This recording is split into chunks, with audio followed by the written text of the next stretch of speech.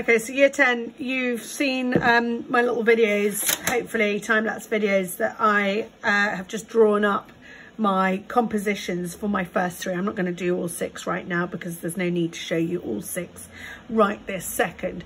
I have a suggestion for how you might go about filling and adding colour, which is to do a wash of watercolour before you go in with your coloured pencils. Now obviously, because all of my images are really quite red and I've actually got a contrasting blue in the background, my intention here is just to do a very light watercolour wash just to prepare my page. Now this might be the way you want to go about doing it. You might want to draw out your compositions across your 6 like I've done here with my first 3, and then you might want to do a light watercolor wash, let those dry, and then actually come back and put in the detail, lots of detail with colored pencils.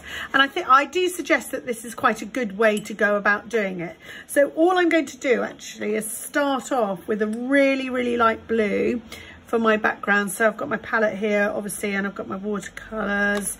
Hopefully you've all got watercolors at home as part of your art pack, and I'm really very quickly going to just wash around the edges of where my background is, so any areas where I don't have my pomegranate, and this will just really help delineate and kind of help separate out the background from the pomegranate itself and give it a little bit of contrast. Noticing I'm using the tip of the brush, I'm going around the edge, I am following obviously the edge of my square. Really light, really simple. There's nothing, no detail in here.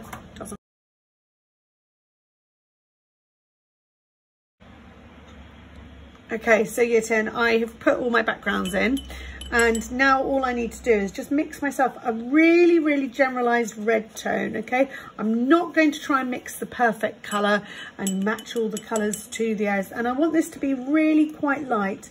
I'm going to put a fair amount of orange in there because the centers of my pomegranates, actually it's a sort of reddy orange tone, as you can see from these photographs. So I'm just going to mix that into my palette. I want to mix up a fair amount. Okay, and I might just do this one here, down here, and I'm just going to do it very lightly. Now it might look a bit extreme when you first put it on, but when it dries it's going to dry lighter. I'm just being very mindful that I don't get that onto the blue. I don't want it to run.